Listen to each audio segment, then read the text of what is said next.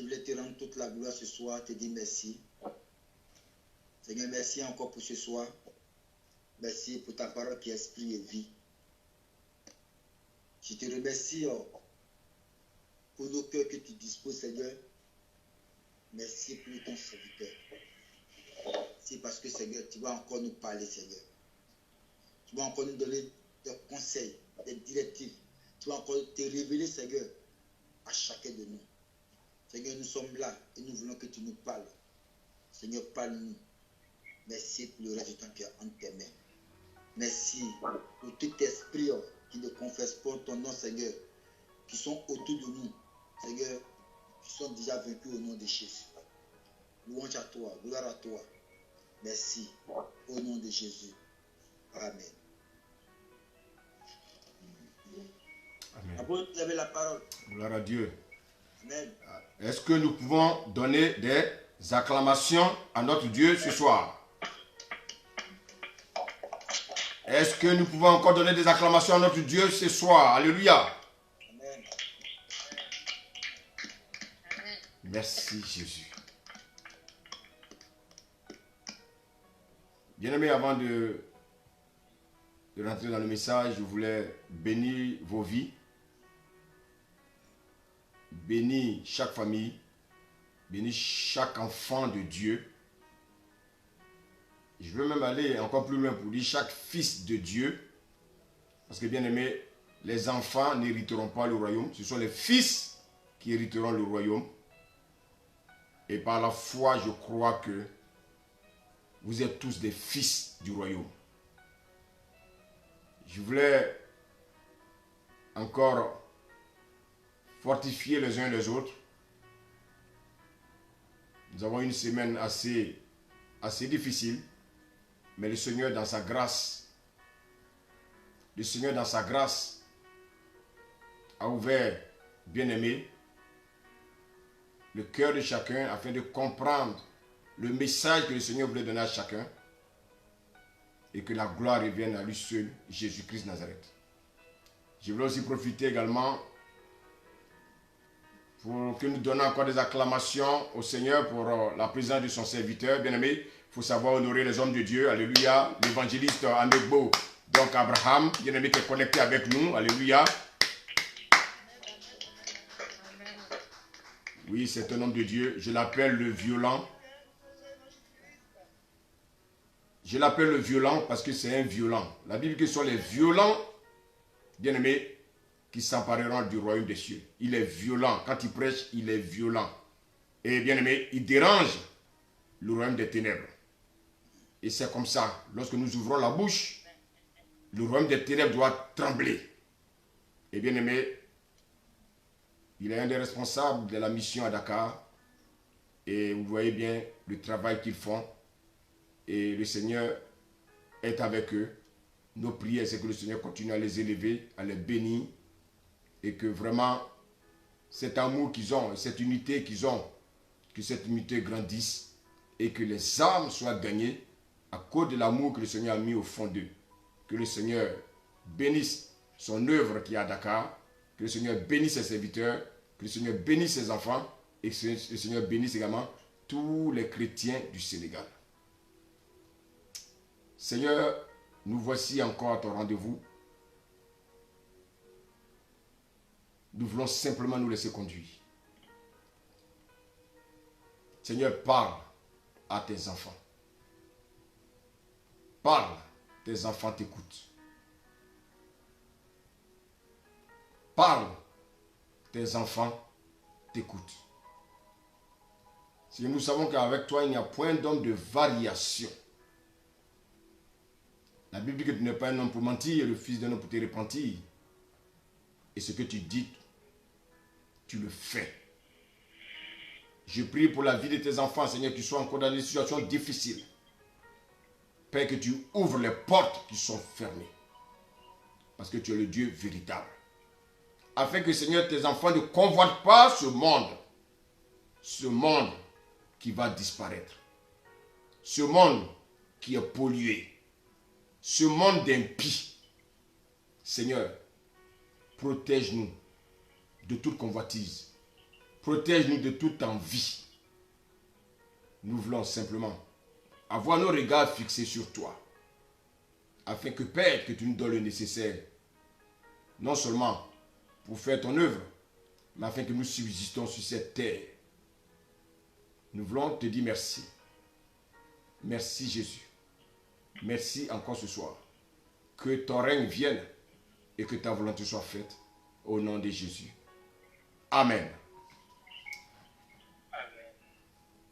Alors, bien-aimés,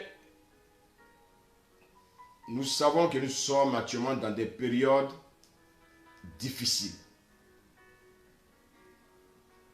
Et je voulais rappeler aux uns aux autres que les périodes à venir seront encore de plus en plus difficiles. Et vous voyez que chaque prière que nous faisons à Dieu, c'est des prières de survie. Et voici quoi, bien aimé, notre rôle, c'est d'encourager les uns et les autres. D'encourager ceux qui sont les vrais enfants de Dieu. Vous savez que dans l'église, il y a deux groupes de personnes. Il y a ceux-là qui sont des hommes spirituels et il y a ceux-là qui sont des hommes charnels. Rappelez-vous des vierges sages et des vierges folles. Ma prière, c'est que tu restes connecté et que ton nul ne s'éteint point. Reste sage. Parce que les temps sont difficiles. Quand on regarde à l'horizon, qu'est-ce qu'on peut voir? Le Seigneur nous montre des nuages. Mais lorsqu'il y a les nuages annoncent la pluie. Aujourd'hui, lorsque nous regardons, bien aimé, l'avenir, cet avenir est sombre. Mais elle est sombre pour qui? Elle est sombre pour ceux qui sont dans les ténèbres. Et souvent, j'entends les gens qui disent que non, l'église de Dieu a des problèmes. Je voulais te rassurer ce soir pour te dire que l'église de Dieu n'a pas de problème. Non. Notre Dieu n'a pas de problème. Donc son église ne peut pas avoir de problèmes. Mais ce sont les églises des hommes qui ont des problèmes. Pourquoi? Parce qu'ils se sont détournés des voies de Dieu. Voici quoi, toi qui m'écoutes ce soir, continue à persévérer. Continue à avoir les regards fixés vers cette ville, cette nouvelle Jérusalem, bien-aimée, que nous tous, nous attendons. Quelqu'un disait, je préfère convoiter la nouvelle Jérusalem, parce que c'est une bonne convoitise. Alors, nous avons commencé notre thème. Et ce thème, c'est pourquoi les méchants prospèrent.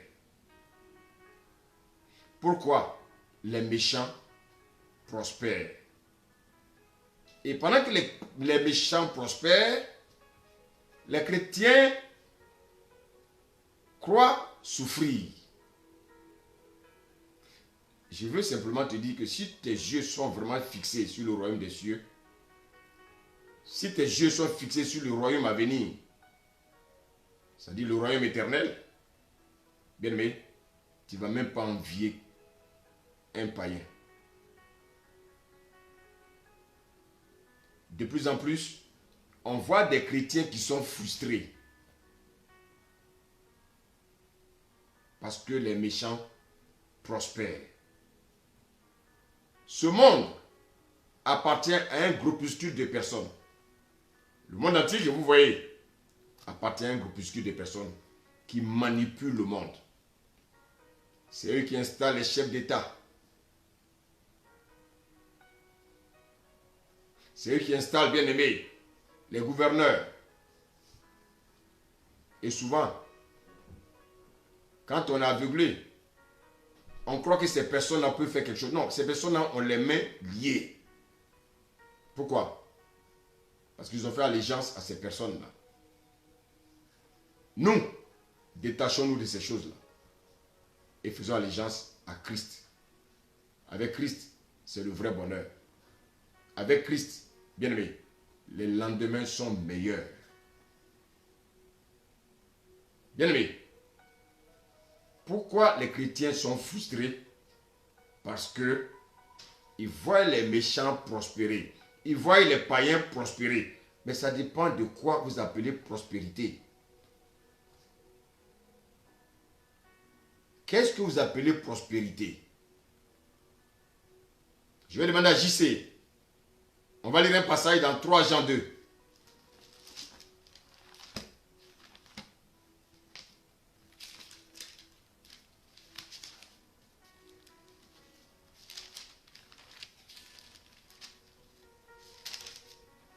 « 3 Jean 2. JC.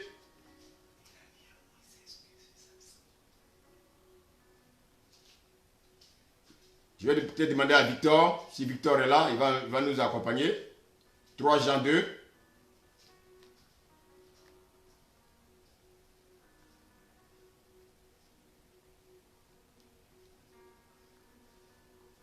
Gloire à Dieu.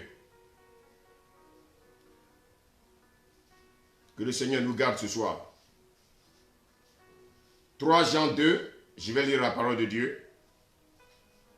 Bien-aimé, je souhaite que tu prospères à tous égards et sois en bonne santé, comme prospère l'état de ton âme. Chrétien, tu dois comprendre une chose. Tu étais dans le royaume des ténèbres. Ton âme a été polluée. Ton âme a été souillée. Ton âme, bien-aimé, a vécu dans les ténèbres. Le Seigneur est allé te chercher avec toute la puissance. Ce qui est important pour toi, c'est de chercher à guérir ton âme. Parce que si ton âme n'est pas guérie, même si on te donne des milliards, tu vas perdre ton âme et tu iras en enfer. Les chrétiens n'ont pas compris l'essentiel. Ils ne cherchent pas à savoir quelle est la volonté de Dieu pour leur vie. La Bible dit ici, c'est très clair.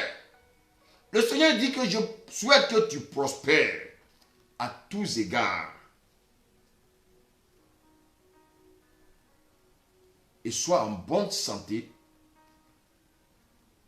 comme prospère l'état de ton âme. Alors, si ton âme est malade, tu ne peux pas être en bonne santé. Toutes les personnes qui sont dans le monde sont malades. Parce qu'ils sont perdus. Toi, tu as été racheté à un grand prix. Ce qui est important pour toi, cherche à guérir ton âme. Et aujourd'hui, il est question de prospérité. Pourquoi les méchants prospèrent? Pourquoi les païens prospèrent? Et nous qui sommes des enfants de Dieu, nous souffrons. Nous qui sommes des enfants de Dieu, nous avons du mal à vivre dans ce monde. Bien-aimés, pour mieux comprendre, nous avons un témoin, le témoin fidèle. Celui-là qui est notre exemple, celui-là qui est le chemin à suivre, c'est Jésus-Christ. Qu'est-ce qui s'est passé avant que Jésus ne rentre dans son ministère? Il y a eu un événement. Et cet événement-là, nous allons le voir ensemble. On va prendre Matthieu 4.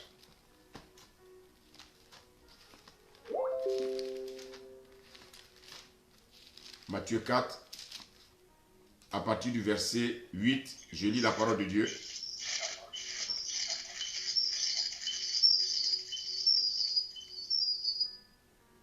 la Bible nous dit ici, le diable le transporta. Donc le diable a transporté Jésus. Vous voyez, après son moment de jeûne, après ses 40 jours de jeûne, le diable va le transporter sur une montagne très élevée. Et qu'est-ce qu'il va faire? Il va lui montrer tous les royaumes du monde et leur gloire. Et qu'est-ce qu'il va lui dire? Je te donnerai toutes ces choses si tu poses un petit acte. Je te donnerai toutes ces choses si tu te prosternes et m'adores. Waouh! Bien-aimé, mais me prosterner devant le diable et puis devenir riche. Mais pourquoi Jésus ne l'a pas fait? Donc vous voyez que Jésus a été le premier à être tenté. Et qu'est-ce qu'il va dire au diable? Retire-toi de moi, Satan. Car il est écrit, tu adoreras le Seigneur ton Dieu et tu le serviras lui seul. Et la Bible dit que alors le diable le laissa et voici des anges vinrent auprès de Jésus et le servaient.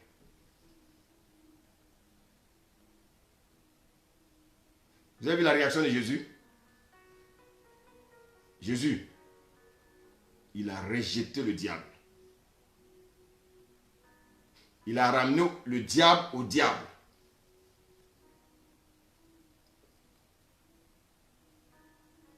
Jésus n'est pas venu pour les choses de ce monde. Jésus avait une mission spéciale. Donc, Jésus ne voulait pas rentrer dans la distraction. Bien aimé.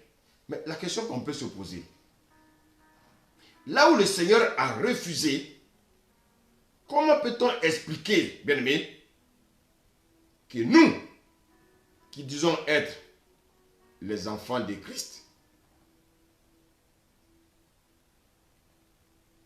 nous envions ces choses? Alors, ce soir, je voulais qu'on réfléchisse ensemble.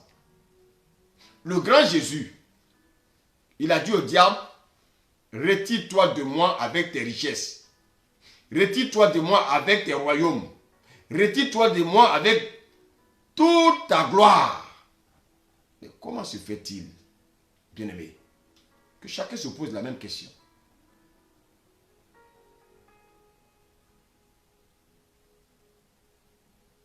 Pourquoi moi qui suis chrétien, au lieu de chercher à marcher dans la justice de Dieu, bien-aimé, au lieu de chercher à ressembler à Christ, mais j'ai d'autres pensées. Jésus, on lui a montré les richesses de la terre. On lui a montré les richesses de ce monde. Jésus les a rejetées. Bien-aimé, c'est vrai. Beaucoup se disent, mais je suis chrétien, je marche dans la justice de Dieu, je ne commets pas le péché et j'ai des blocages dans ma vie.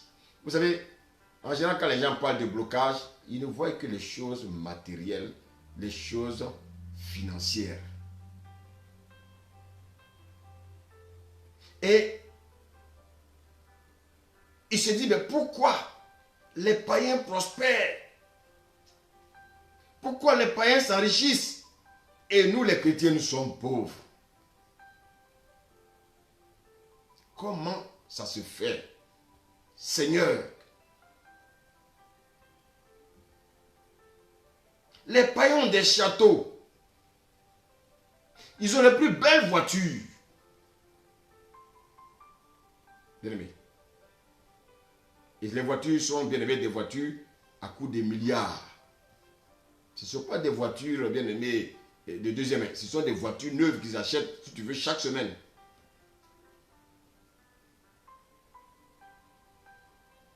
Bien-aimé. Et toi, tu les envies. Mais il faut que tu saches une chose. Les gens méchants, ils sont cupides. Les gens méchants, ils sont arrogants. Ils sont fanfarons. Ils sont blasphémateurs. Les gens méchants sont hautains. Ils sont enflés d'orgueil. Bien-aimé. Et quand tu les vois, tu penses qu'ils vivent en paix. Mais est-ce que tu vis chez eux? Qui t'a dit qu'ils vivent en paix? Sincèrement, est-ce que les hommes riches vivent en paix? Ou bien c'est l'aspect extérieur qui te trompe?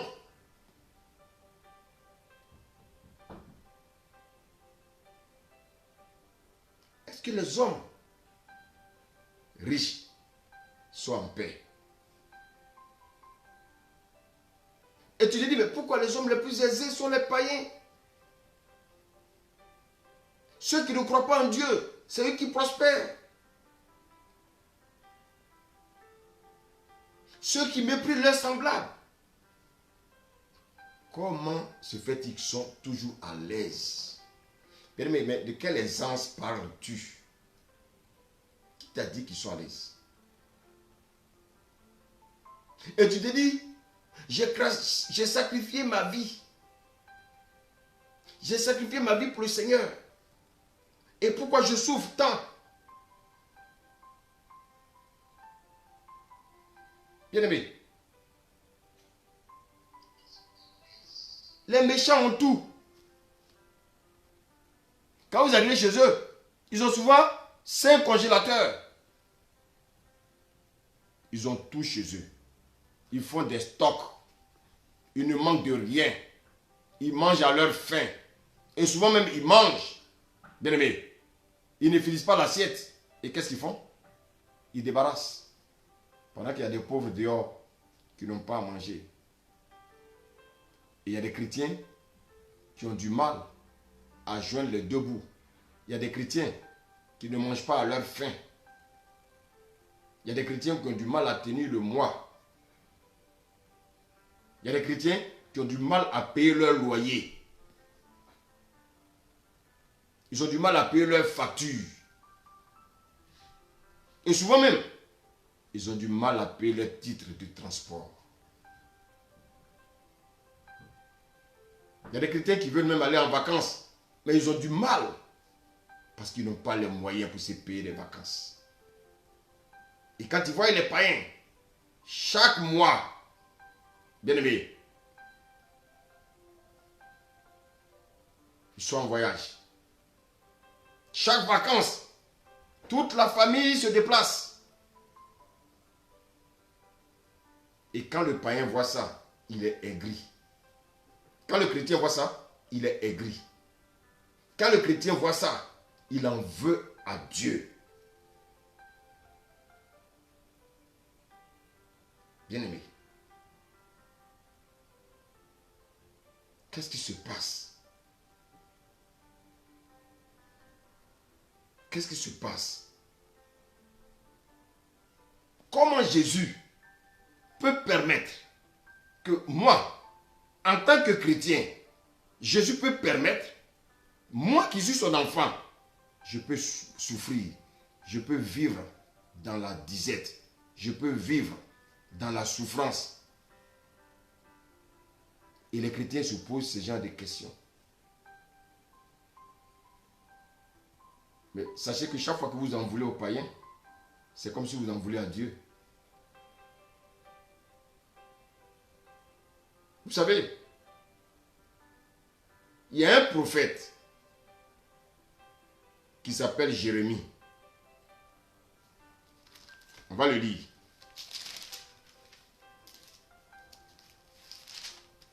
Jérémie,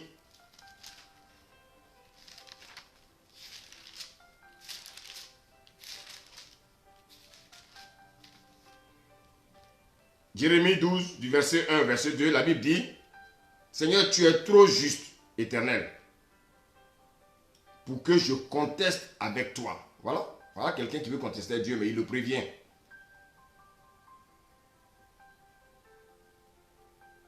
Je veux néanmoins t'adresser la parole sur tes jugements. Pourquoi la voie des méchants est-elle prospère? Pourquoi tous les perfides vivent-ils en paix?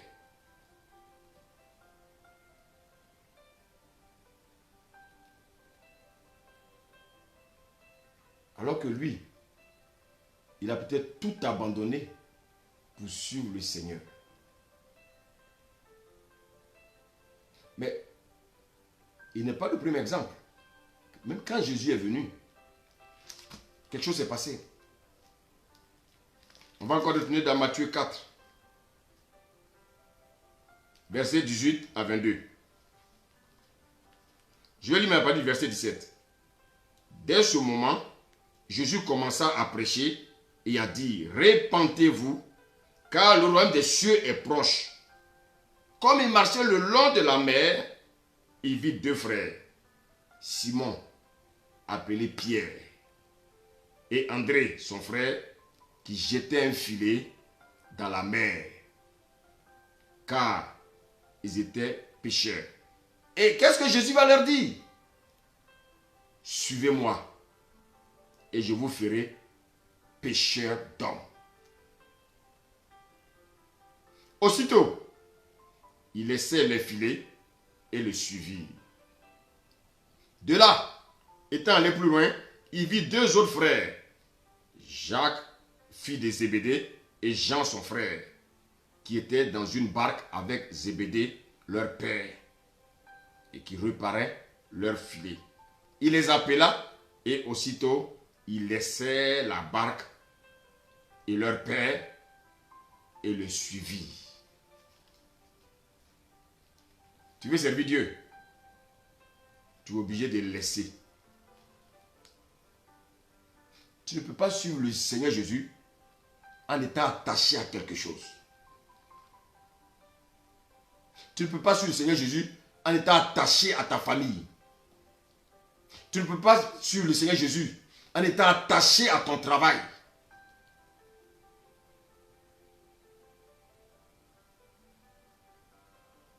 Bien-aimé, toi qui m'écoutes, le Seigneur peut te dire d'arrêter ton travail et de le suivre.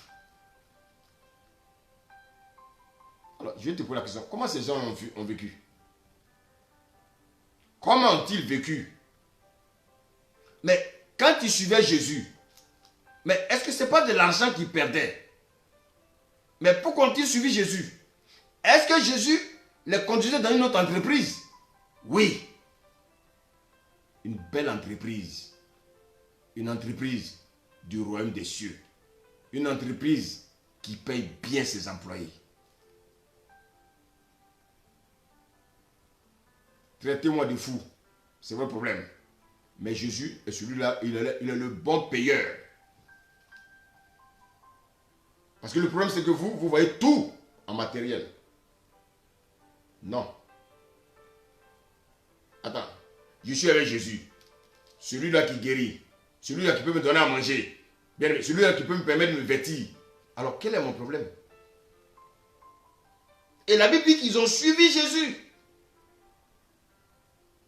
Et dans Matthieu 19,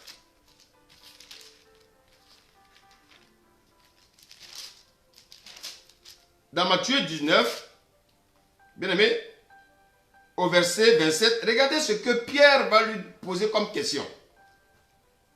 Pierre prenait alors la parole, lui dit, voici, nous avons tout quitté. Waouh! Bien aimé. Et nous t'avons suivi. Vous êtes toujours en train de pleurnicher. Ah, je ne sais pas, si j'abandonne, si je quitte mon travail, si je quitte, je ne sais pas ce que je vais devenir.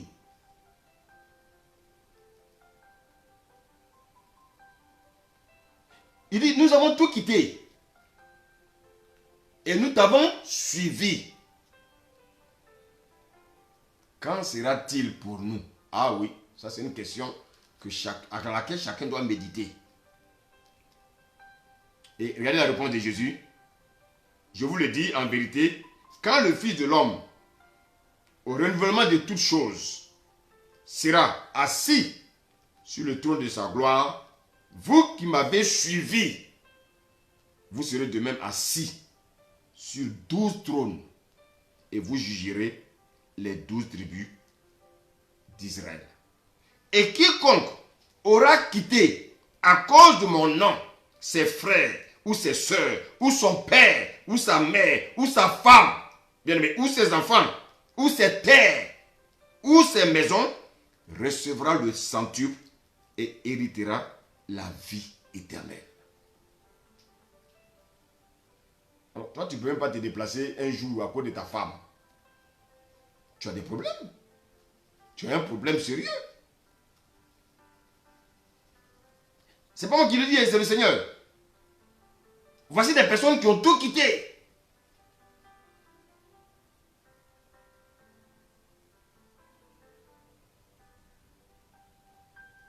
Ils ont tout quitté. Pourquoi? Parce que les yeux étaient fixés sur le rémunérateur. Il y avait une belle rémunération qui les attendait. Ils n'étaient plus intéressés pour les choses terrestres. Les choses terrestres pour lesquelles aujourd'hui les chrétiens murmurent. Ah oui, pourquoi les parrains ont telle voiture? Moi j'étais... Frère, écoute-moi. Écoute-moi. Le seul problème aujourd'hui, c'est qu'on nous a présenté un évangile édulcoré. On nous a présenté un évangile pourri. On nous a présenté un évangile, bien aimé, qui nous demande d'être riches sur la terre. Le royaume est déjà là. Mais en général, ceux qui prêtent ces messages-là, c'est eux ceux qui sont riches. Mais toute l'église est pauvre. Chrétiens, ouvrez un peu les yeux. Ouvrez les yeux. Et c'est ces mêmes personnes-là qui vont prêcher les messages. Un chrétien ne peut pas tomber malade. On a vu la semaine dernière que Paul était malade. Paul était infirme. Mais ça n'empêchait pas Paul de faire des miracles. Ça n'empêchait pas Paul de guérir des malades. Un malade qu'on utilise pour guérir d'autres malades.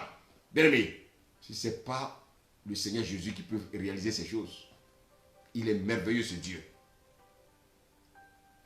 Bien aimé. Il y a un évangile qui nous a toujours fait croire qu'en venant à Christ, on sera riche. On va devenir des milliardaires. Bien aimé. On sera aisé dans les finances. On sera riche matériellement. Mais bien aimé, c'est écrit où? Suivez bien mon message. Je n'ai pas dit qu'un chrétien ne peut pas être riche. Écoutez bien mon message. N'allez pas tordre le cou du message.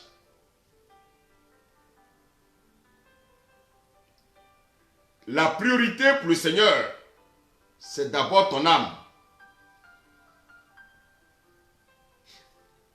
On nous a présenté un évangile qui vient du fond des ténèbres. Bien oui. Et quand on lit le message de Jésus, bien oui, Jésus a donné un seul message. Repentez-vous, car le royaume des cieux est proche. Donc, bien aimé, la repentance est la porte qui nous conduit dans le royaume de Dieu. Quand on lit les épîtres de Pierre, les épîtres de Paul, les épîtres de Jean, ils ont prêché le même message. La repentance. Il faut sortir des ténèbres. Les gens nous ont rappelé que Jésus revient. Et malheureusement, c'est un message qui est souvent moins prêché aujourd'hui. On ne prêche plus le retour de Jésus. Parce que ça fait 2000 ans on parle de son retour. Donc les gens sont fatigués. Bien-aimés, continuons de prêcher. Il va nous surprendre.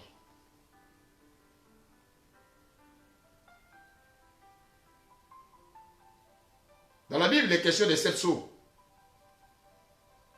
Mais actuellement, nous sommes au 4e sceau. Allez méditer la Bible, demandez au Saint-Esprit, il va vous dire. Nous sommes au 4e sceau. Bien-aimés, quand on lit les épîtres, bien-aimés, ces épîtres ne parlaient pas, bien-aimés, de richesses matérielles, ni, bien-aimés, de richesses financières. Ce n'était pas un évangile pour satisfaire notre ventre ou notre bas-ventre. Non. Mais c'est un évangile pour guérir notre âme. Un évangile pour sauver nos âmes. Le Seigneur Jésus nous a amenés pour sauver les âmes. Jésus a commencé à sauver les âmes.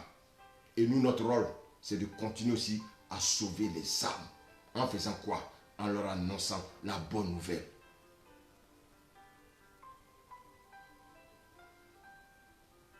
Mais,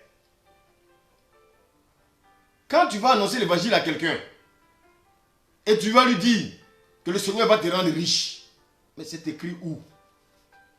Mais c'est à cause de vous que les chrétiens aujourd'hui envient les païens.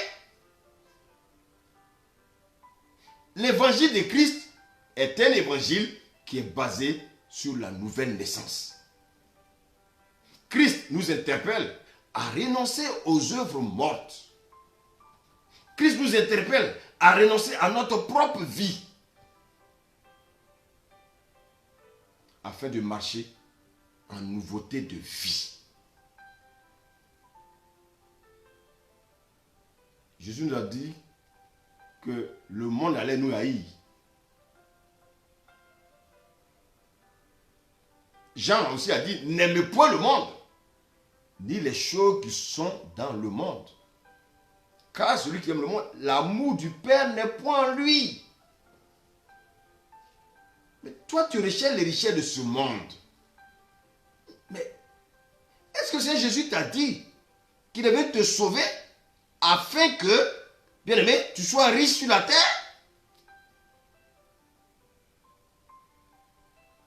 Dites-moi, chrétiens, de quoi souffrent les chrétiens? Ils envient ce monde. Ils envient ce monde et ses richesses.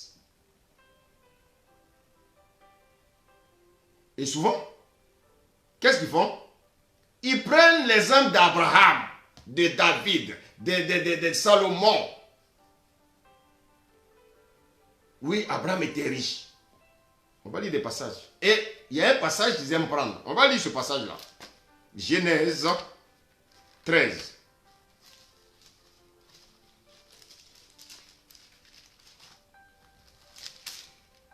Genèse 13, verset 2. Ils disent, Abraham était très riche en troupeaux et il était très riche en troupeaux, en argent et en or.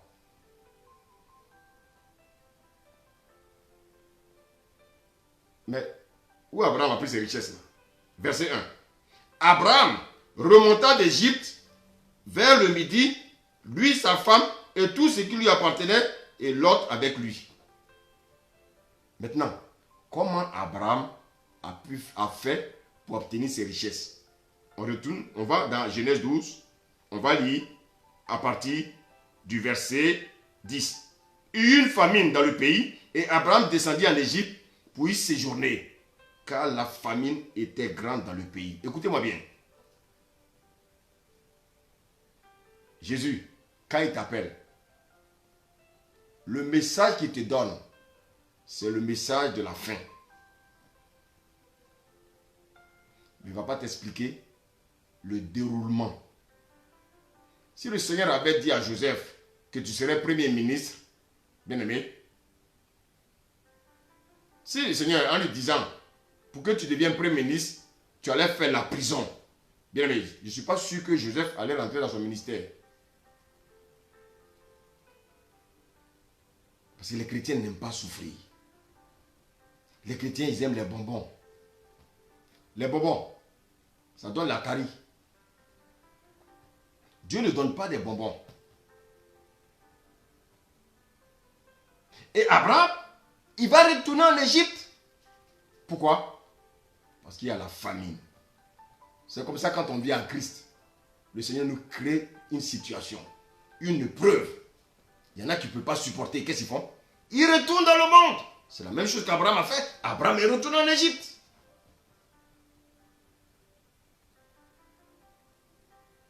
Chrétien, tu veux suivre Jésus? Attache bien ta ceinture. Jésus, écoutez-moi bien.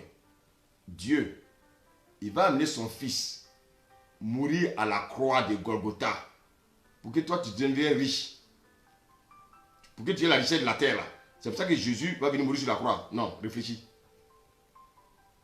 Mais donc, en fait de compte, mais si c'est ça, mais tous les riches de ce monde-là, toutes ces personnes d'Apple, bien mais des Google, toutes ces personnes riches-là, bien aimé, donc ça veut dire que l'évangile est faux. Parce que ceux-là, ils ne connaissent pas Jésus. Mais ils sont les plus riches de la terre. Va leur parler de Jésus. Tu entendras ce qu'ils vont te dire. Ils n'ont rien à voir avec ton Jésus. Ça ne les intéresse pas. Mais ils ont toutes les richesses de ce monde. Alors, la question que je vais te poser. Est-ce qu'ils sont passés par Jésus pour être riches? Non. J'arrive dans mon message. Tu vas comprendre. Il faut que ta mentalité change. Et donc, Abraham, il va retourner en Égypte. Regardez bien ce qui va se passer au verset 11. Comme il était prêt d'entrer en Égypte, il dit à Sarai, sa femme, voici, je sais que tu es une femme belle de figure.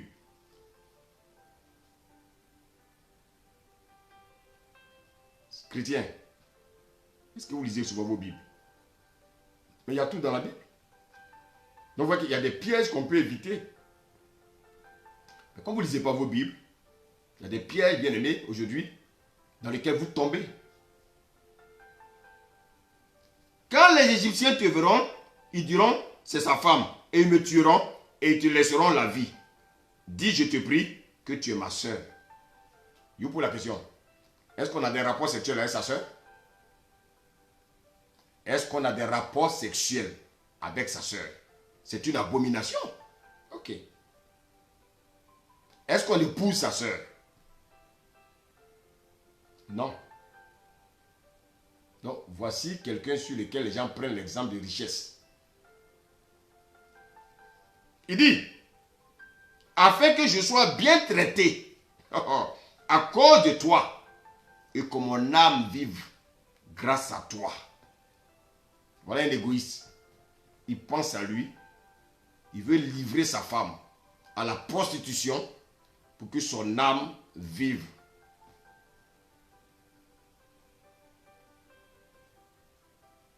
Il veut livrer sa femme. Il veut que sa femme commette l'adultère. Pour que lui, Abraham, il prospère. Et c'est comme ça que, bien aimé, il y a des chrétiens qui vont se prostituer dans le monde simplement parce qu'ils devaient devenir riches. Ils ont un pied dans l'église, ils ont un pied dans le monde.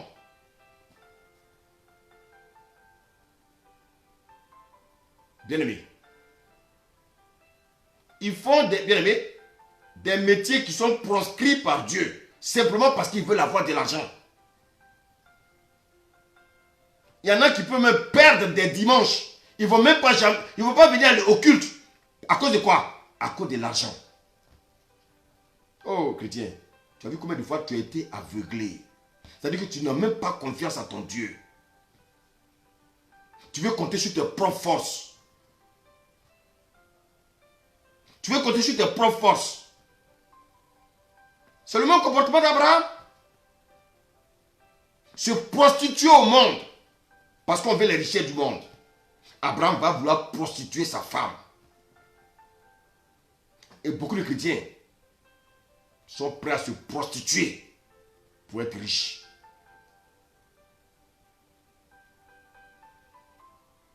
Aujourd'hui, tu vois un frère dans l'église. Quelques semaines, tu ne le vois plus. Quand tu vois, ah oui, j'ai eu un boulot là, vraiment, ça me prend le temps. Je te pose la question, Dieu va te donner un travail où tu n'auras plus le temps de l'adorer. Ce n'est pas Dieu. Je dis, ce n'est pas Dieu. Notre Dieu, il aime qu'on l'adore. Il aime qu'on passe du temps avec lui. Donc, si tu as un travail où tu n'as pas le temps de servir Dieu, ça ne vient pas de Dieu. Que ceux qui nous auraient entendent ce que dit l'Esprit. Il dit, je te prie que tu es ma soeur, afin que je sois bien traité à cause de toi et que mon âme vive grâce à toi. Lorsque Abraham fut arrivé en Égypte, les Égyptiens virent que sa femme était fort belle. Les grands de Pharaon la virent aussi et la vantèrent à Pharaon. Et la femme fut emmenée dans la maison de Pharaon. Oui. Voilà un monsieur.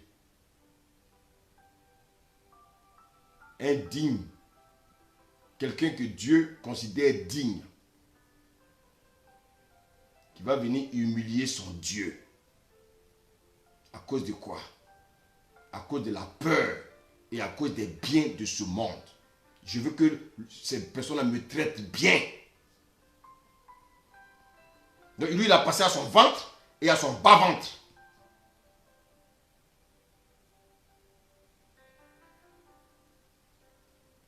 La Bible dit, Pharaon, on lui a apporté une femme sur un plateau d'or. Qu'est-ce qu'il va faire? Il va bien traiter Abraham à cause de Sarah. Et Abraham a reçu des brebis, des bœufs, des ânes, des serviteurs, des servants, des ânesses, des chameaux. Bien-aimé.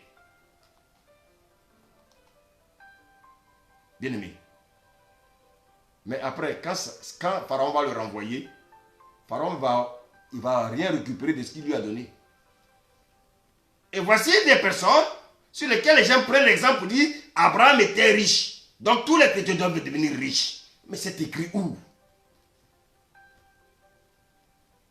On ne prend jamais l'exemple de Pierre. On ne prend jamais l'exemple de Paul. On ne prend jamais l'exemple de Jean qui étaient riches. Mais on prend tout l'exemple, bien aimé, des personnes qui étaient des impudiques, des personnes qui ne connaissaient pas le Seigneur, des personnes bien aimées que le Seigneur a utilisées, en qui il a mis son esprit, bien aimé, pour pouvoir les conduire parce qu'il avait un plan spécifique.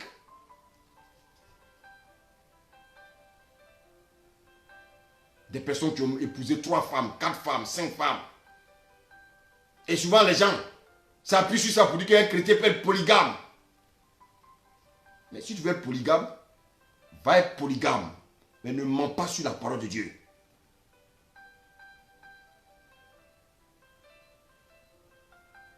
La Bible dit quoi? Que chacun ait sa femme et que chaque femme ait son mari. La parole est très claire. Au commencement, bien aimé, Dieu créa l'homme et la femme. Adam avec une femme qu'on appelait Ève. Dieu aurait pu dire, Adam, je vais te donner 2 femmes. Vous savez pourquoi Dieu n'a pas donné 2 femmes à Adam? Parce que Adam, il avait un seul sexe, il n'avait pas 2. Si Adam avait 2 sexes, il allait donner 2 femmes à Adam. Mais comme il a un seul sexe, il lui a donné une seule femme. Il faut qu'on dise les choses simplement pour que vous compreniez. Notre Dieu n'est pas un Dieu qui est injuste. Un Dieu de justice, il ne peut pas permettre à un homme d'avoir 2 femmes. Je te pose la question. Toi, tu veux avoir 2 femmes. Donc c'est une manière de dire à ta femme aussi qu'elle peut avoir un deuxième mari. Ah, là, tu n'es pas d'accord. Ah, d'accord. Donc tu crois que tu veux tromper qui? Dieu? On ne peut pas tromper Dieu. Les gens ne prennent jamais le bon exemple dans la Bible. Ils prennent l'exemple de des personnes qui ont vécu dans le péché. Des personnes charnelles. Les Abraham étaient charnels. Les Moïse étaient charnels. Bien-aimés, les David étaient des personnes charnelles.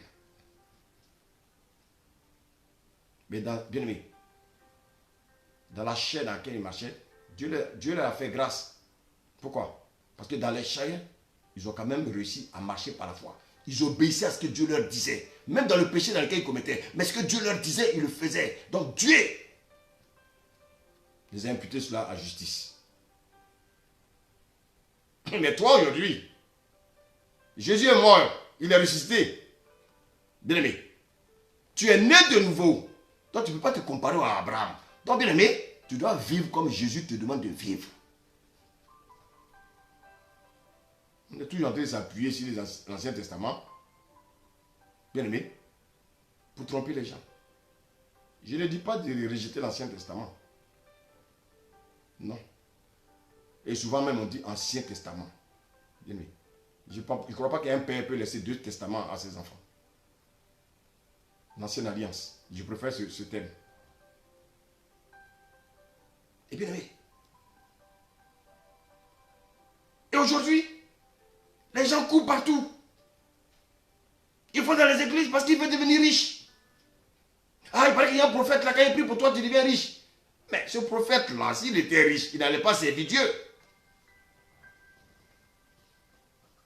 Au contraire, vous allez les enrichir.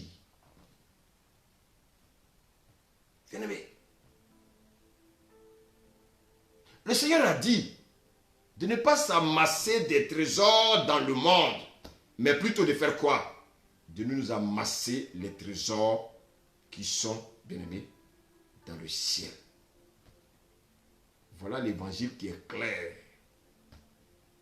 Tu veux hériter le royaume de Dieu? Mais voici l'évangile, c'est simple. Bien-aimé.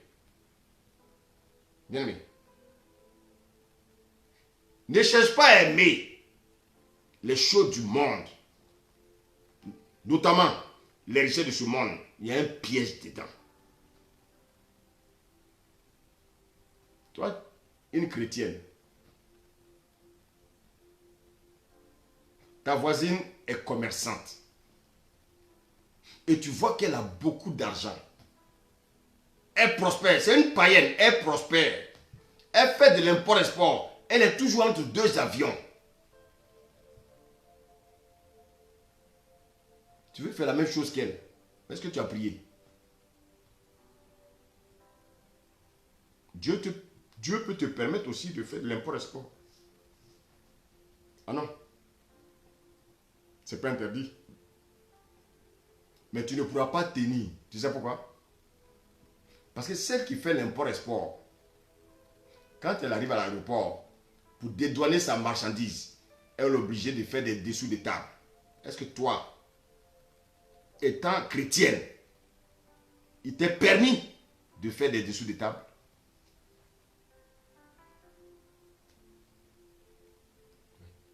Il y en a qui le font, des chrétiennes. Elles disent qu'elles sont chrétiennes, mais elles font des détours de table avec les douaniers pour faire sortir leurs marchandises. Tu voles Dieu. Tu trompes Dieu. Tu peux faire ton commerce. Tu peux faire ton commerce, mais paye l'impôt. Paye, bien aimé, les taxes correctement. Mais tu ne pourras pas tenir. Parce que quand tu vas payer les taxes, tu ne pourras pas sortir, bien aimé, le maximum de ce que toi, ton cœur veut. Et donc, à un moment donné, tu vas commencer à faire comme la païenne. Parce que la païenne, elle est habituée. Elle fait des dessous de table. À chaque voyage, elle a une enveloppe pour le douanier. Et elle sait quel est le douanier avec qui elle traite. Elle connaît son emploi du temps. Elle a déjà tout planifié. Mais toi, est-ce que tu feras comme elle? Tu vas rentrer dans le compromis et tu ne seras plus appelé enfant de Dieu. Il faut qu'on vous prêche les choses simplement. Ça, c'est l'évangile simple. Ça, on n'a pas besoin d'aller dans une école théologique. Ce sont les choses de la vie. Des choses, bien aimées, que nous vivons tous les jours. On veut devenir riche comme les païens. Mais bien aimé, le païen, est-ce que tu sais le sacrifice qu'il fait pour que ses affaires marchent. J'arrive, le message, ne soyons pas pressés. Bien-aimé, est-ce que tu sais les sacrifices qu'il fait, le païen? Beaucoup sont frustrés. Bien-aimé, parce qu'ils n'ont pas connu la vérité de l'évangile. Ils n'ont pas connu la vérité de l'évangile, donc ils sont frustrés. Jésus, il est venu pour une seule chose.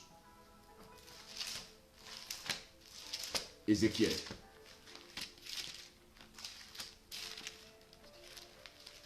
Ézéchiel 36. Ézéchiel 36, j'ai lu le verset 25. D'abord le verset 24. Il dit, je vous retirerai d'entre les nations, je vous rassemblerai de tous les pays et je vous ramènerai dans votre pays. Notre pays, c'est le royaume de Dieu, le royaume éternel, la nouvelle Jérusalem, bien-aimé. C'est ça. C'est pour ça que, bien-aimé, nous souffrons aujourd'hui. Ce n'est pas pour que tu sois riche sur la terre. Non. Pour que tu sois riche sur la terre, le Seigneur va envoyer son fils mourir. Pour que toi, tu sois riche. Non, tu ne connais pas Dieu. Dis-moi, donne-moi le nom d'un chrétien dans le monde là qui est compté en bourse. Donne-moi. Qui est compté en bourse. Donne-moi le nom. Il n'y en a pas. Je ne parle pas des gens qui sont aux Nations Unies. Frère, on sait ce qu'il faut là-bas. Je ne parle pas d'eux. Je parle d'un chrétien, bien-aimé, qui est dans la simplicité, Dieu l'a rendu riche. Non. Si Dieu te rend riche, il va te dire ce que tu dois faire avec ce qu'il t'a donné. Dieu ne va pas te rendre riche pour que tu te promènes pour dire que Dieu m'a enrichi. Non. Parce qu'afin de dire que Dieu t'a enrichi, au fond de toi, c'est toi qui recherches la gloire. Notre Dieu, il est trop sage. Dieu sait que s'il enrichit un de ses enfants, il risque de perdre son âme. Parce qu'au lieu de s'attacher à lui, ce qui va l'intéresser, c'est de rechercher encore les richesses. Demandez les riches là. Même quand ils ont 100 milliards dans leur compte, regardez comment ils deviennent avares. C'est comme ça. C'est contagieux. Et c'est pour ça que Dieu, il va te donner ce qui est nécessaire. Si tu ne connais pas Dieu, aujourd'hui je te dis qui est Dieu. Dieu te donnera ce qui est nécessaire. Et dans le nécessaire là, il va te demander de donner sa part. Il va te dire, bien-aimé, de t'occuper de son œuvre dans le nécessaire qu'il te donne. Mais malgré ça encore, dans ça encore, il y en a qui ont des problèmes, qui raisonnent pour donner à Dieu. Oh, mais ils vont raisonner. Oh, mon ami, pourquoi tu raisonnes? Vis par la foi. La foi, ce n'est pas seulement dans la parole. La foi sans les œuvres. Donc, les œuvres, c'est dans tout le domaine de ta vie. Tu dois poser des actes. Il dit, je répandrai sur vous une eau pure. Et vous serez purifiés. Je vous purifierai de toutes vos souillures et de toutes vos idoles. Regardez d'où on vient. Regardez d'où on vient. Quand le peuple d'Israël a quitté l'Égypte, ils sont tous morts dans le désert parce qu'ils ont refusé d'être purifiés. Donc si toi tu refuses d'être purifié, tu ne peux pas rentrer dans la nouvelle Jérusalem. Il dit, au verset 26, je vous donnerai un cœur nouveau et je mettrai en vous un esprit nouveau. J'ôterai de votre corps le cœur de pierre. Gros cœur là, gros cœur que tu as là. Le gros cœur là, que tu as là. Oui, on se comprend quand on parle de gros cœur. C'est toi qui es toujours énervé. C'est toi qui as toujours la haine dans ton cœur. c'est toi qui es toujours amer. Ça veut dire que ton cœur n'est pas encore changé. Le Saint-Esprit ne peut pas venir habiter là. Mais c'est pas moi qui le dis, c'est la parole là. Écoute, on est en train de lire là, la parole. Si quelqu'un est encore coléreux, c'est qu'il y a un problème. Son cœur n'est pas changé. Son cœur est encore un cœur de pierre. C'est toi qui es toujours énervé. Pour peu tu es énervé. Ton cœur n'est pas encore changé, frère. Ton cœur n'est pas encore changé, sœur. Ton cœur n'est pas encore changé, mari. Ton cœur n'est pas encore changé, femme. Il dit, j'ôterai de votre corps le cœur de pierre. Et je vous donnerai un cœur de chair.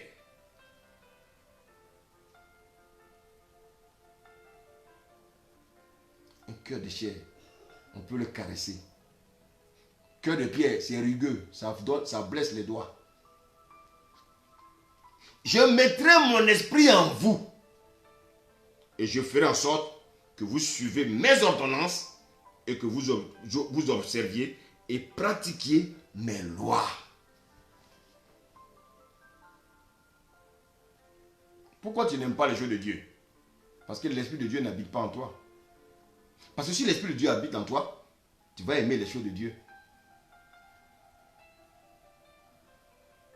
Donc vous voyez que, bien aimé, nous étions dans le sentier. Dans un sentier qu'on appelle le sentier de la mort. Et qu'est-ce que Jésus a fait? Jésus est venu nous sortir de ce sentier-là afin de nous donner la vie.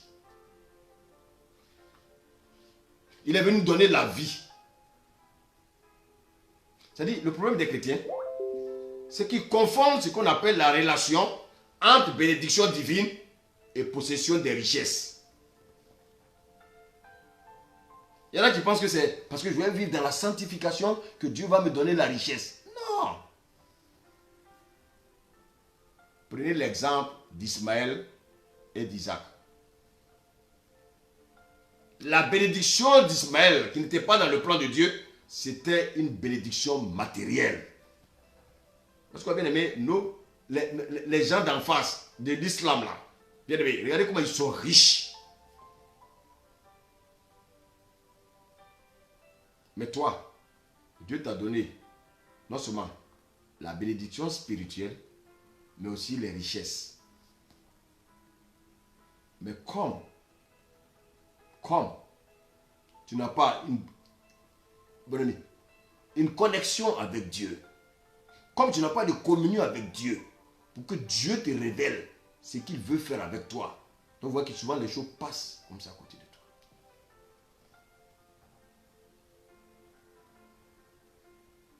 Bien-aimé. Bien-aimé. Donc la richesse que Dieu nous donne n'est pas conditionnée par le fait que oui, j'ai pris tous les jours. Non, frère. C'est une affaire de semences. Dieu va te demander de s'aimer parce qu'il veut faire quelque chose dans ta vie. Mais il ne faut pas que ça devienne un rituel. Ah, je vais s'aimer pour que Dieu me donne. Non. Si Dieu veut te bénir, il va te demander de poser un axe précis parce qu'il veut agir.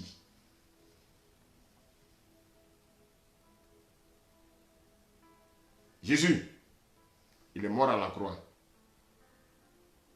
Que toi et moi, nous ne restons pas des âmes vivantes, mais que nous devenons des esprits vivifiants. Comment? En transformant notre homme intérieur, afin que nous commençons à vivre la vie du royaume sur terre.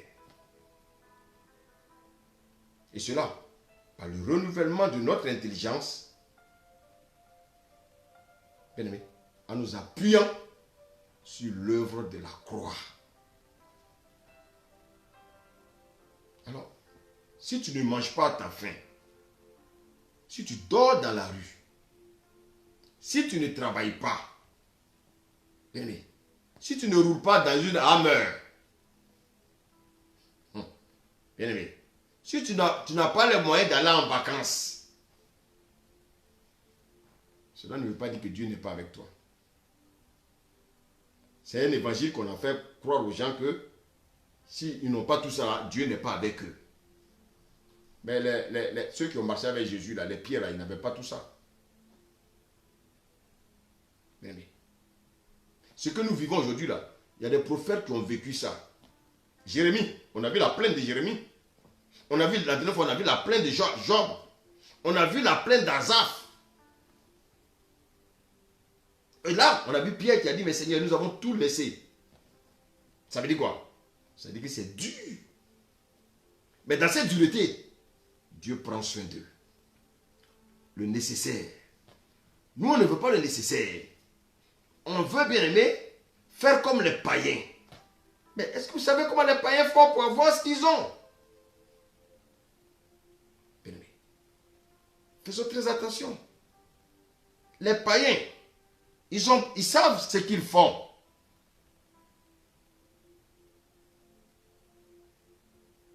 Si Dieu veut te rendre riche, il va te rendre riche.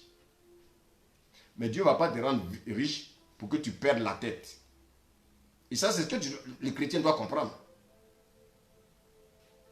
Et c'est très important. Pourquoi les chrétiens prospèrent? Ah oui, mais moi, depuis que je suis chrétien, mais je souffre, je n'ai rien. Les chrétiens, ils ont des voitures, moi, je n'ai rien. Qui t'a dit que tu n'as rien?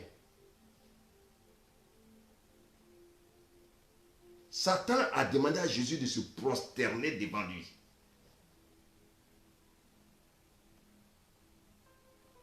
Dieu, il va nous bénir. Mais il ne va pas nous bénir comme pensent les païens. Non. Bien-aimé, Dieu va te bénir pour que tu sois une source de bénédiction. Dieu va te bénir pour que tu puisses t'occuper des autres.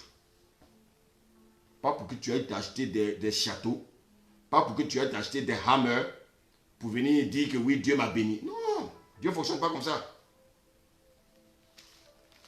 Voici quoi, bien aimé. Quand vous annoncez l'évangile dehors, est-ce que les gens vous écoutent? Non. Non. Parce qu'eux, ils ont compris le principe de ton Dieu. Mais toi, tu n'as pas compris le principe de ton Dieu. Eux, ils aiment les choses du monde. C'est pour ça qu'ils sont attachés encore au monde. Mais toi, tu dis que tu es venu à Christ. Et tu veux ramener, tu veux prendre la main de Christ pour le ramener dans le monde, pour lui dire, oui, je veux que tu me donnes ça. Ça ne fonctionne pas comme ça avec le Seigneur Jésus. Alors, bien aimé, je continue mon message, on va prendre 1 Timothée 6. À partir du verset 6, je lis. C'est en effet une grande source de gain que la piété avec le contentement. Car nous n'avons rien apporté dans le monde. Et il est évident que nous n'en pouvons rien emporter. On n'a rien apporté, donc on ne peut rien emporter. Si donc, nous avons la nourriture et le vêtement, cela nous suffira. Qui marche nu parmi nous? Personne. Qui ne mange pas? Personne. C'est une bénédiction, c'est une richesse. Parce qu'il y en a qui n'ont pas.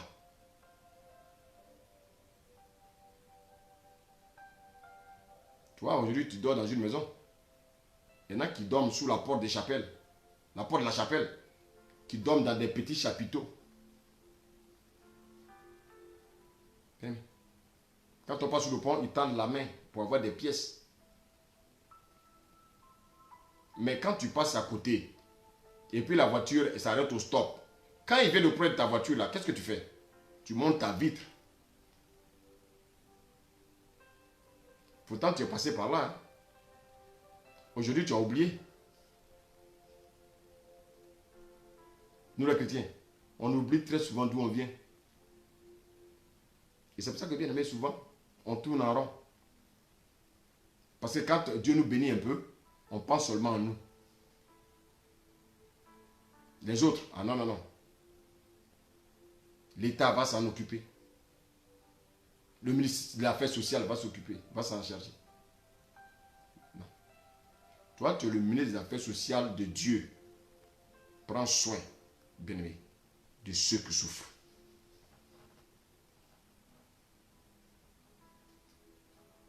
Bien-aimé. Il dit, au verset 9, mais ceux qui veulent s'enrichir. Donc, oui, le Seigneur nous donne le nécessaire. Maintenant, si toi, dans ton cœur, tu veux t'enrichir, ça veut dire que, bien-aimé, c'est toi maintenant qui as décidé de t'enrichir. Ce n'est pas Dieu qui veut te rendre riche, hein? C'est toi-même qui as décidé de t'enrichir. Il dit, mais ceux qui veulent s'enrichir, c'est-à-dire ta volonté, c'est de t'enrichir. Qu'est-ce qui va se passer? Tu vas tomber dans la tentation. Tu vas tomber dans le piège. Et la Bible nous dit quoi? Et dans beaucoup de désirs insensés. Ah oui, moi je veux ça. Ah, pourquoi le voisin a ça?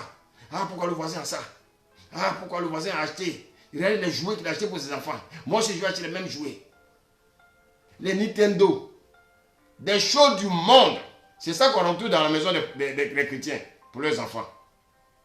Tout ça par envie, convoitise.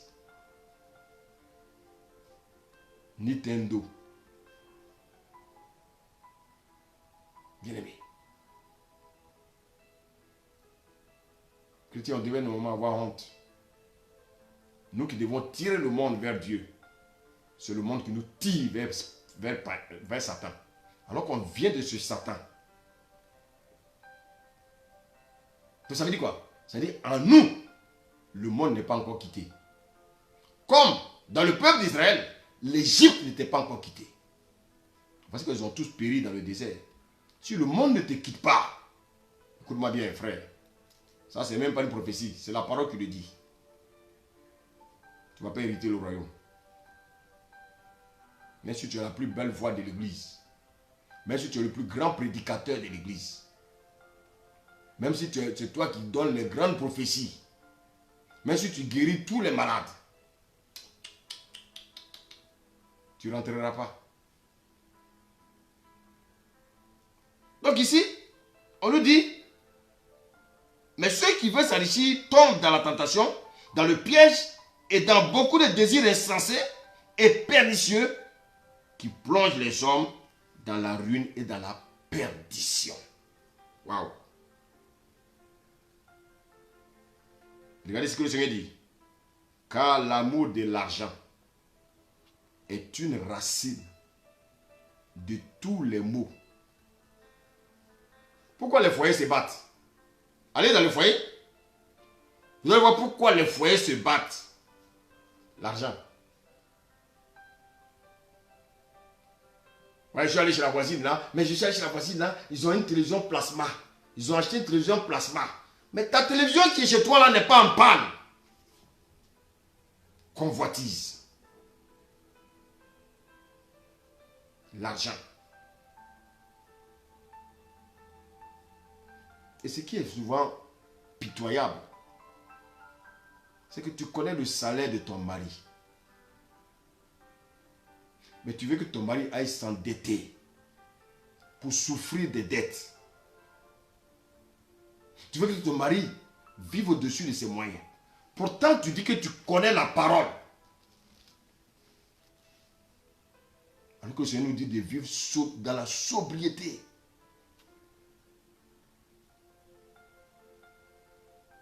Je ne parle pas des maris avares, hein. Je ne parle pas des hommes avares, non. Il y a des hommes qui ont un salaire moyen, mais qui ne sont pas avares. Mais ils connaissent leurs limites. Femme, tu dois accompagner ton mari dans ses limites. Il ne faut pas le surcharger avec des dépenses qui vont venir, bien aimer, l'étouffer. Parce que je suis allé chez la voisine. Ta voisine, mais pourquoi tu n'as pas épousé son mari? Va épouser son mari. Ah oui, mais toi tu ne fais pas comme le mari de ma voisine. Va épouser le mari de ta voisine.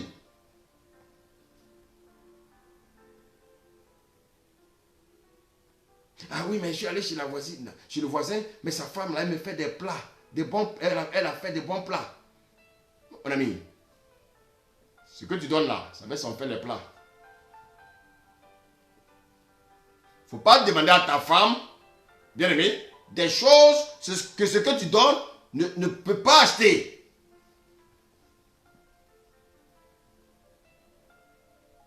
Pourquoi les païens, pourquoi les méchants prospèrent?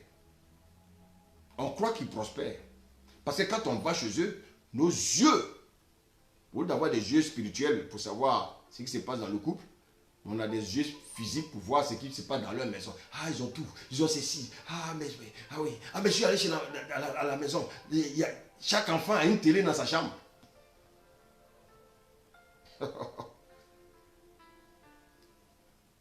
Une télé dans chaque chambre. Allô, les démons. Ah, chaque enfant a un ordinateur. Allô, la masturbation. Allô, la quoi? Dites avec moi. La pornographie. Aujourd'hui, il y a tout sur Internet. Même si tu ne veux pas tourner la page même vient tout seul. Porno. Et voilà, un moment, ton enfant commence à avoir des comportements bizarres. Porno.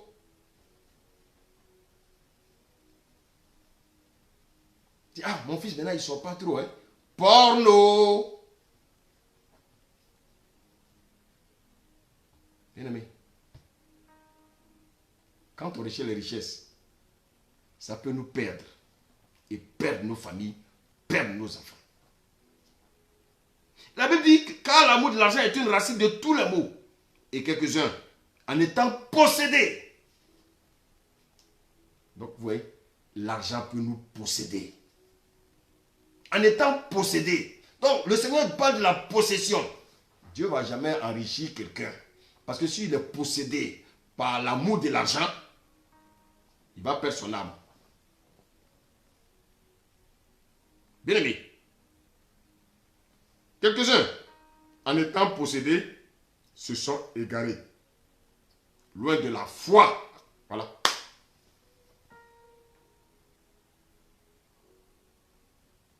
Dieu ne veut pas que tu t'égares loin de la foi. Voici pourquoi le Seigneur te donne ce qui est nécessaire. Mais toi, tu ne veux pas ce qui est nécessaire. Tu veux copier les païens. Tu veux la richesse des païens. Je te dis comment on fait pour les avoir. J'arrive. Je suis presque là. Tu veux la richesse des païens. Alors que Dieu te dit que l'amour de l'argent peut te créer des problèmes. Et que c'est un piège. Et tu en veux à Dieu. Tu en veux aux païens et tu en veux à Dieu. Pourquoi Dieu ne t'a pas enrichi comme le païen? Pourquoi toi tu souffres? Ah, et qui t'a dit que tu souffres? Je veux que nous comprenions. Je n'ai pas dit que le péché, bien aimé, c'est un péché d'être riche. Ce n'est pas ce que j'ai dit. Mais ce qui est une racine de tous les maux, c'est l'amour de l'argent. La cupidité. La cupidité, c'est quoi? C'est l'idolâtrie de l'argent. Le Seigneur va dire quoi dans Colossiens 3, verset 5? Il dit, faites mourir, bien-aimés, tout ce qui est dans vos membres, tout ce qui est terrestre, l'impureté, la débauche, les passions, les mauvais désirs, la cupidité. La cupidité, c'est une idolâtrie. Regardez dans Philippiens 4, verset 11. Je lis la parole de Dieu. D'abord, verset 10. J'ai éprouvé une grande joie dans le Seigneur de ce que vous avez pu enfin renouveler l'expression de vos sentiments pour moi. Vous y pensiez bien, mais l'occasion vous manquait. Oui. Paul, qui prenait soin de Paul? C'est l'Église. C'est l'Église qui prenait soin de Paul. Verset 11. Ce n'est pas en vue de mes besoins que je dis cela, car j'ai appris à être, bien aimé, content de l'état où je me trouve. Donc Paul, il y a des moments, bien aimé, c'était dur pour lui. Il y a des moments, il allait prêcher, mais l'offrande, ce n'était pas grande chose. Bien-aimé, écoutez bien le message. Il dit, je sais vivre dans l'humiliation et je sais vivre dans l'abondance. Donc, bien-aimé, Dieu peut permettre que nous soyons dans l'abondance. Le même Dieu peut permettre que nous soyons dans l'humiliation. Il est Dieu. Donc, Paul a connu ça. Donc, tu vas connaître ça. Moi, je vais connaître ça. Ah oui, bien-aimé, c'est un passage obligatoire. En tout et partout, j'ai appris à être rassasié et à avoir faim. Bien-aimé, s'il n'y a pas à manger, décrète un jeûne. C'est tout. Vous mangez à votre faim. C'est pour ça que, bien-aimé, vous faites le malin. Paul, il marchait, il allait de ville en ville. Et moi, il avait faim. Il dit, j'ai appris à être rassasié et à avoir faim. Et à être dans l'abondance et à être dans la disette. Chrétien, toi, tu veux être riche. Voilà quelqu'un qui dit qu'il a appris à être dans la disette. Et pour ça, tu en veux aux païens. Tu en veux à Dieu. Voici un serviteur de Dieu. Il dit qu'il sait vivre dans la disette. Il sait vivre dans l'abondance. Ça veut dire quoi? Dieu peut permettre qu'on soit dans la disette.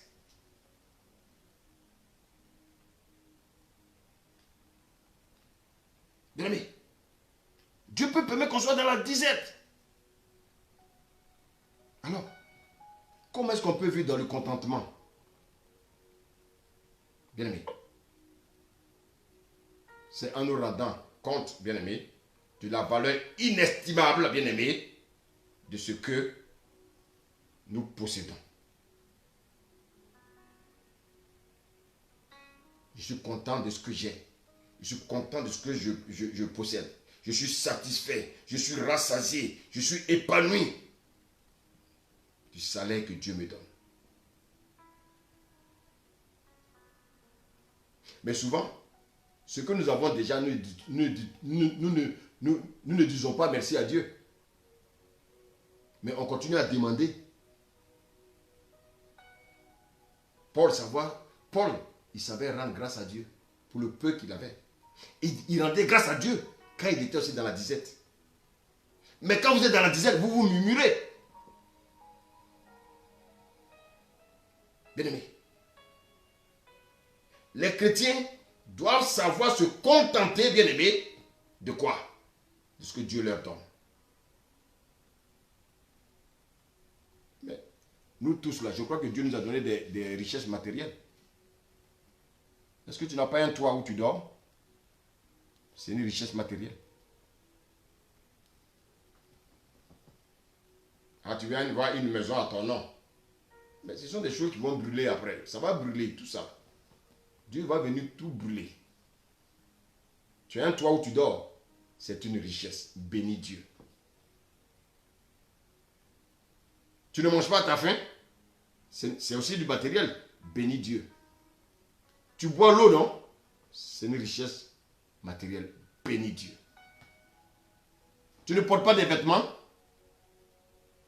Est-ce que tu as déjà béni Dieu pour ça? Est-ce que tu as déjà béni Dieu pour ça? Mais ça, ce sont des richesses matérielles.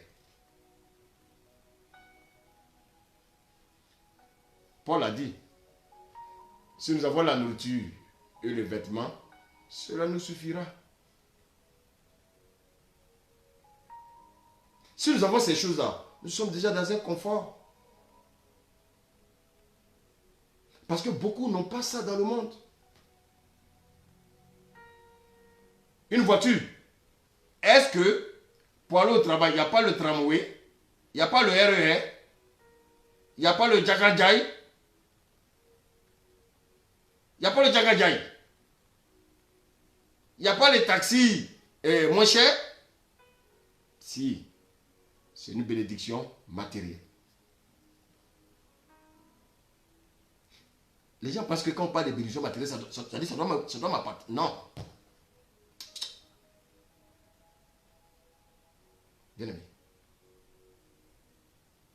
Tu as aussi une bénédiction humaine. Le Seigneur t'a donné la vie. La vie naturelle, bien même, n'a pas de prix. Elle est inestimable. Vous savez combien de personnes meurent chaque jour? 2 personnes par seconde meurent chaque jour.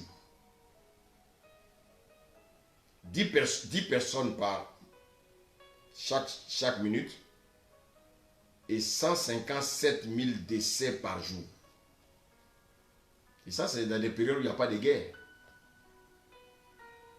59 millions de personnes meurent par an.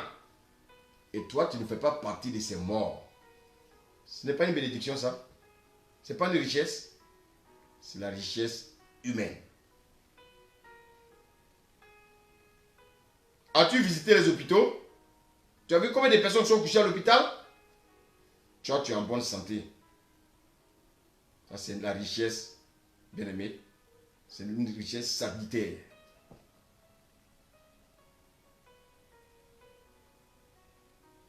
Tu as tes 2 yeux. Il y en a qui ne voient pas. Tu as tes 2 bras. Il y en a qui ont les bras coupés.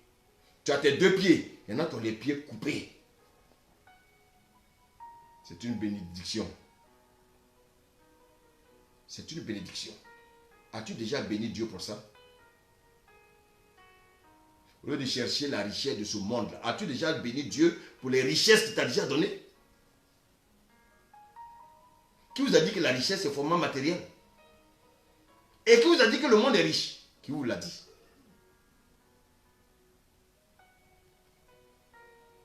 Est-ce que, quand tu te lèves le matin, tu as déjà payé ta respiration? Il y a des gens qui ont besoin d'une oxygénation pour bien respirer. Toi, tu as déjà payé l'oxygénation? La respiration le matin, tu as déjà payé? C'est une richesse. C'est une richesse. Et ça, je te le dis. Et souvent, malheureusement, comme ce sont des choses qu'on a facilement, on ne prend point garde. On oublie que ce sont des richesses que Dieu nous a données. Toi, tu as une épouse. C'est une richesse. Proverbe 31, 10 dit quoi? Heureux celui qui trouve une femme vaillante. Elle a bien plus de prix que des perles précieuses. Toi, tu as eu un mari. Béni Dieu. Aujourd'hui, il y a des pays où on demande au gouvernement de légaliser, bien aimé, la polygamie. Parce que les femmes chôment, elles n'ont pas de mari.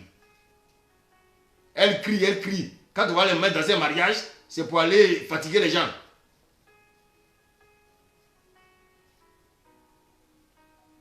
Dieu t'a donné des enfants. Tu as des fils, tu as des filles. Ce sont des bénédictions, ce sont des richesses. Tu as une famille, c'est une richesse. Tu as un travail, c'est une richesse. C'est la bénédiction tout ça, frère. Tu as reçu une bonne éducation de tes parents, c'est une richesse. Tu as vu cette éducation aujourd'hui? Tu enseignes cette éducation à tes enfants. Bien-aimé. C'est ça la richesse dont Dieu parle. Chrétien, toi tu dis que les païens prospèrent. Mais qui t'a dit que les païens prospèrent? Ils prospèrent comment? Tu ne vois pas comment tu es riche? Tu ne vois pas combien de fois Dieu prend soin de toi? Tu ne vois pas? Apprenons à vivre dans le contentement. Apprenons à vivre avec ce que Dieu nous donne.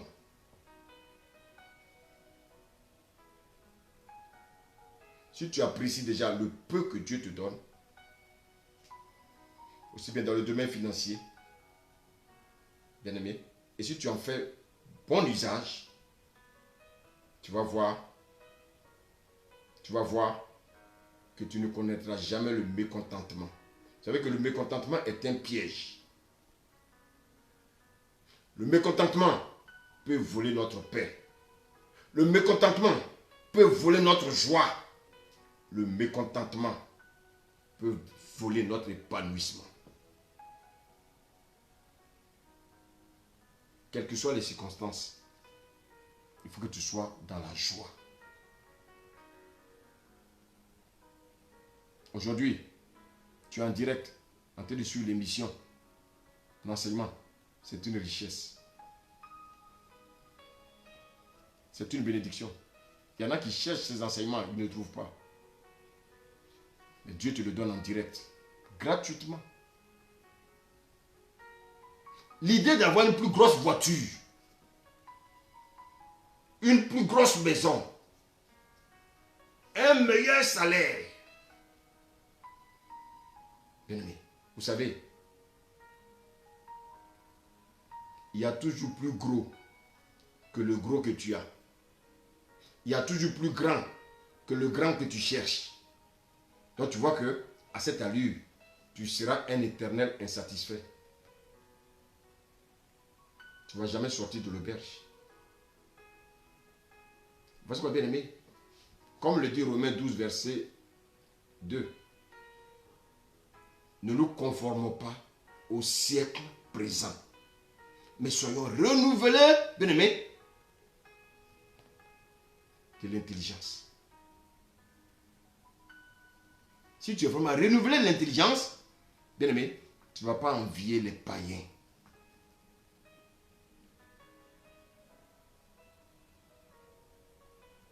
Tu dis que tu es chrétien. Les païens sont riches. Toi, tu n'as rien. Le Seigneur nous a dit tout à l'heure, bien-aimé, il a été très clair dans le message tout à l'heure.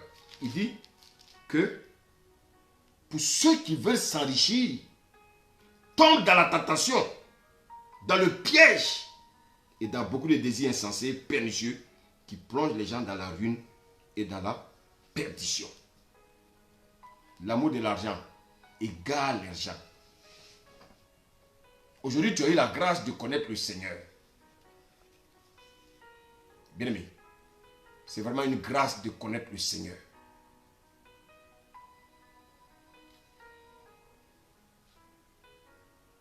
Maintenant, si tu t'obstines à chercher la richesse de ce monde, tu seras obligé de renier Christ.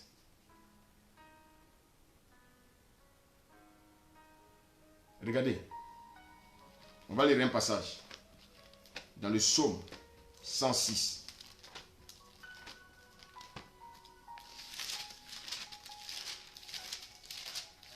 Merci Seigneur. Alors, je lis la parole de Dieu. Donc, dans le psaume 106, au verset 35. Ils se mêlèrent avec les nations et il a pris leurs œuvres. Ils servirent leurs idoles, qui furent pour eux un piège.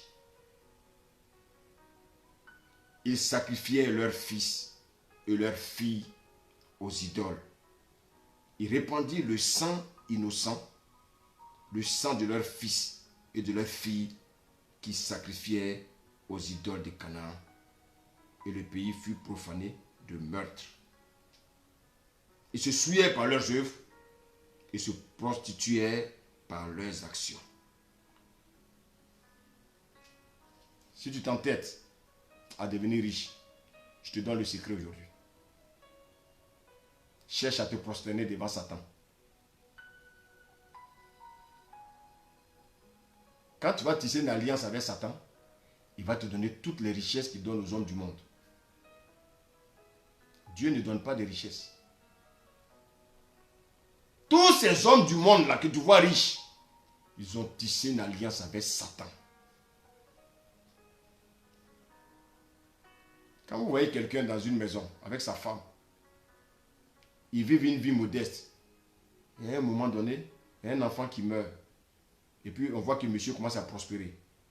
Posez-vous des questions. Ou bien monsieur n'avait pas un poste. Et puis bizarrement, le lendemain, monsieur commence à avoir un grand poste.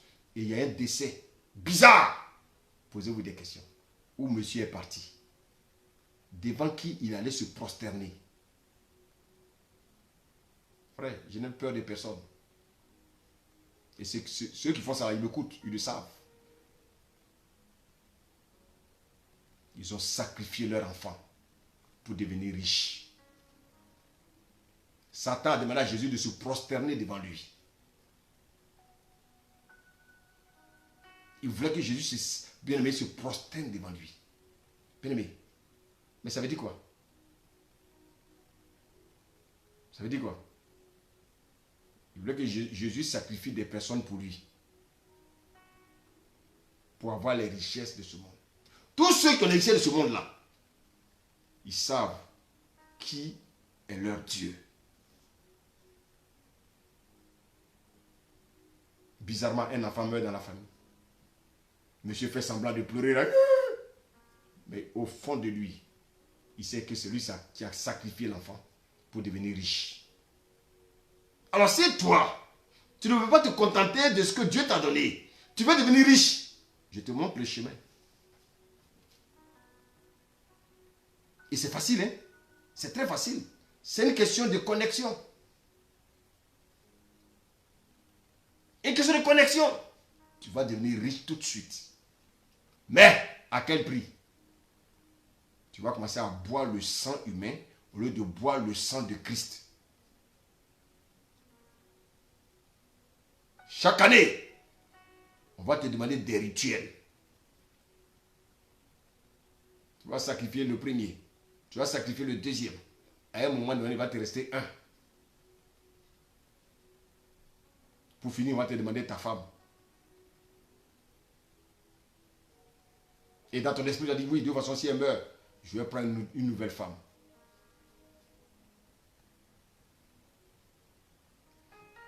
J'ai fini mon message, mais suivez bien ce que je vais vous dire. Bien-aimé, tu veux t'enrichir. C'est très simple. Dieu, il ne donne pas les richesses de ce monde. Tu as posé la question à Dieu, tu dis, mais pourquoi les païens, pourquoi les méchants prospèrent? Les méchants prospèrent parce qu'ils se prosternent devant Satan pour avoir leur richesse. Ils sacrifient des humains pour avoir leur richesse. Donc, si tu veux aussi être riche, le chemin est ouvert. Tous les présidents de la République, là, vous savez comment ils font pour devenir président de la République?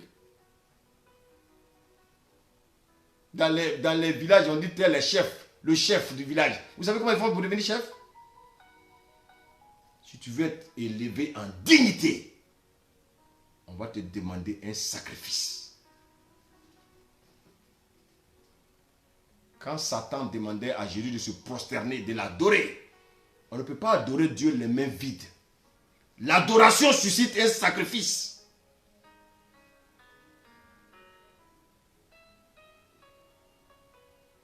L'adoration suscite un sacrifice.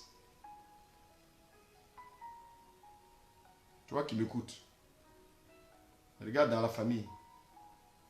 Tu as eu peut-être un parent qui s'est enrichi subitement. Regarde les morts en cascade qui sont passés. Il est conscient de ce qui s'est passé. Chaque année, tu feras des sacrifices. Et chaque jour, tu boiras le sang humain. Dans ta maison, tu auras une chambre bizarre que personne ne peut entrer si ce n'est pas toi seul. Et ça, c'est bien aimé. C'est leur interdit. Celui qui rentre dans les chambres, la personne tombe et meurt. J'ai connu des gens qui étaient dans ces pratiques. Ils sont morts parce qu'à leur insu, la femme est rentrée dans cette chambre, bien aimé, une chambre hantée.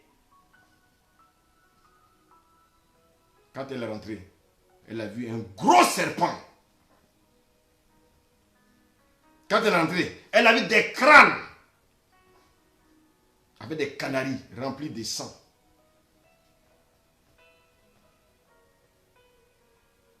Tu envies les païens. Tu envies les païens. Continue à les envier. Mais ce que je veux te dire, moi j'ai bu le sang de Christ. Parce que quand le Seigneur me donne ce qui est nécessaire, je n'ai pas besoin de richesse, moi. J'ai besoin, bien aimé, de ce qui est nécessaire pour vivre. Il y en a pour un poste. Ils vont aller se sacrifier, ils vont faire des sacrifices. Il va dire, bon, dans le sacrifice, là, on veut un poulet. Mais en fait, le poulet qui va être égorgé, c'est un fils qui va mourir bientôt.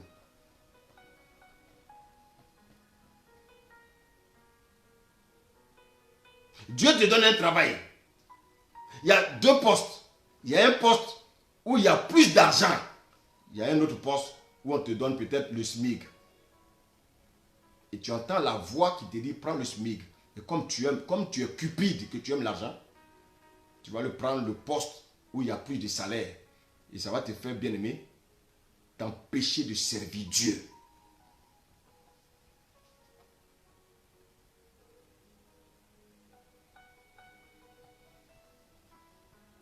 L'idolâtrie de l'argent, la cupidité, bien aimé, est à ta porte. Ça dépend de toi. Donc, ne demande pas des richesses à Dieu. Si tu veux les richesses, c'est le chemin là que je te montre. On dit Moloch faisait passer les enfants au travers du feu. Tu veux être riche? Le chemin est très simple. C'est une question de connexion. Si tu veux, dans un mois, tu es riche. Mais tu auras des morts en cascade. Parce que Satan, ce n'est pas un enfant de cœur.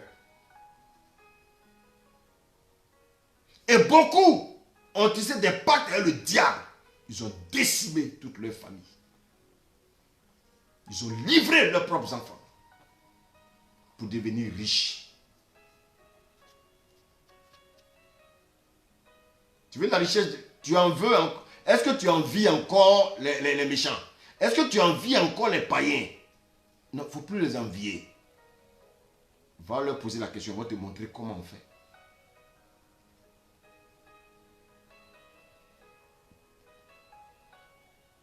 Je vais vous raconter une histoire avant de terminer. Bien-aimé. Bien-aimé. Il y avait un monsieur riche. En fait, dans le quartier, cet homme n'avait rien du tout. Et le monsieur a disparu pendant un mois. Et quand il est revenu, il a cassé la maison qu'il avait. Il a bâti un château. Et toutes les voitures qu'il avait, c'était des voitures blanches. Ça, c'était le pacte, ça. Il doit acheter seulement que des voitures blanches. Et lui, il doit aussi s'habiller en blanc. Il changeait les vêtements, mais c'était toujours du blanc.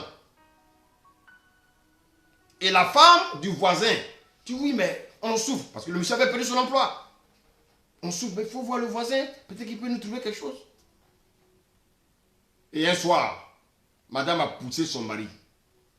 C'est toujours, c'est comme ça Ève. Ève a poussé Adam. C'est toujours, on le pousse les hommes. Homme, il faut avoir le discernement. Hein? On le pousse le monsieur. Ils vont voir le voisin.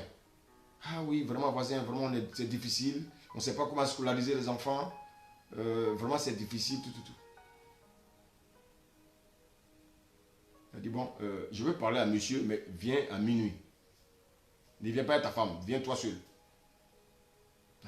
Ah, merci voisin. Voisin. Ah, c'est parce que vous rentrez un peu tard. Il dit oui, vers minuit, venez. Vers minuit. À minuit moins 5, le voisin est venu la toquer. Il est rentré. Quand il est rentré, il a vu des gens traverser le mur dans la maison du monsieur. Il a commencé à trembler.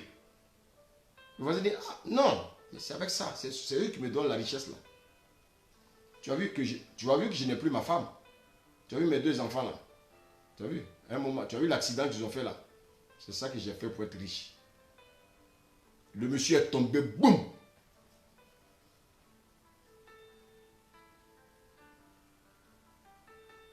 « 30 minutes après, il a repris connaissance. Il a pris sa route, il est retourné chez lui. Je ne sais pas s'il a pu expliquer ça à sa femme. Tous les riches que vous voyez sur cette terre, je dis bien tous les riches. Ne veulent pas me dire le nom de quelqu'un qui est chrétien. Je dis tous les riches. Posez bien la question, comment ils ont fait pour être riches? Dans la Bible, il y a eu combien de riches? À quoi sert-il à un homme de gagner le monde s'il doit perdre son âme? Vous croyez que cette parole a été écrite pour qui? C'est pour nous. Alors, tu as entendu la parole ce soir. L'Esprit de Dieu me pousse à lire Luc.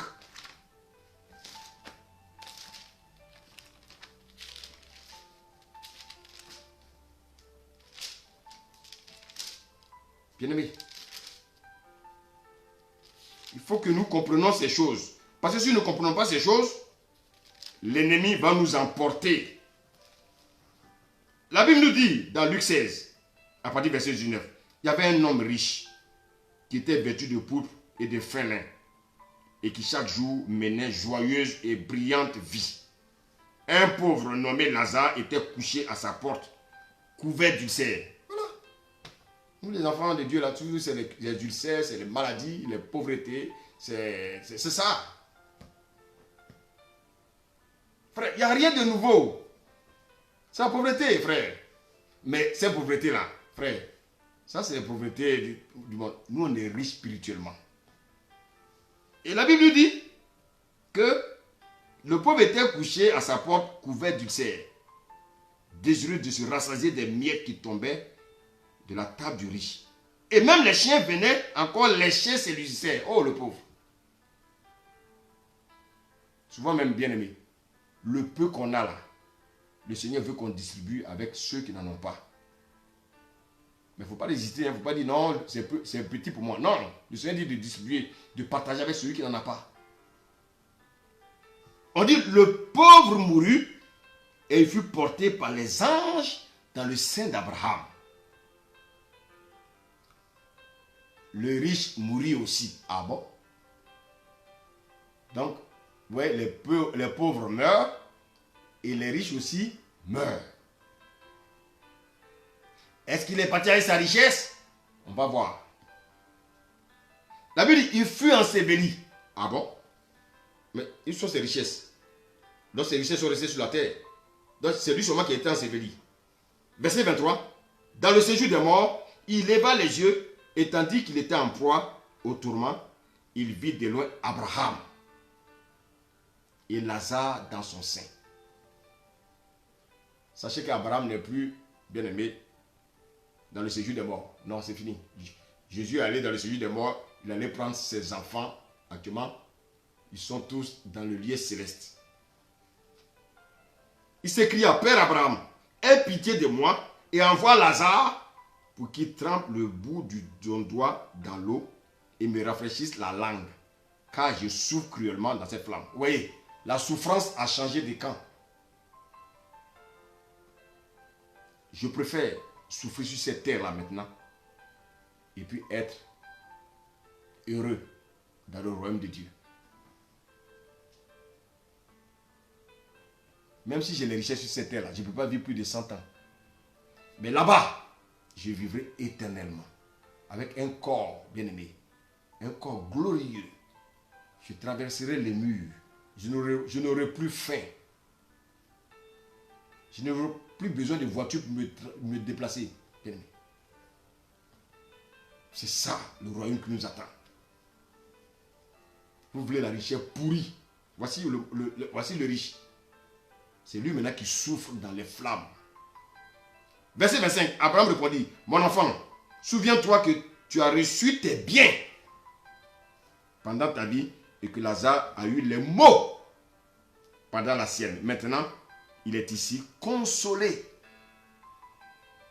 Tu seras consolé. Persévère, c'est pas grave. Tu souffres, c'est pas grave. Tu seras consolé. Et ceux qui ont eu les richesses de ce monde en allant tisser des pactes avec le diable, ils seront bien aimés dans le feu. D'ailleurs, il y a entre nous et vous un grand abîme. Afin que ceux qui voudraient passer d'ici vers nous, vers vous, et de là vers nous, ne puissent le faire. Le riche dit, je te prie donc, Père Abraham, d'envoyer Lazare dans la maison de mon père, car j'ai 5 frères. Frères, Dieu a suscité des hommes de Dieu sur la terre. Si vous voulez les écouter, écoutez-les. Vous ne voulez pas les écouter, ce n'est pas quand un mort va venir ressusciter que les gens croiront. C'est ce qu'Abraham a dit à ce riche. Alors, bien aimé, regardez bien. Regardez bien.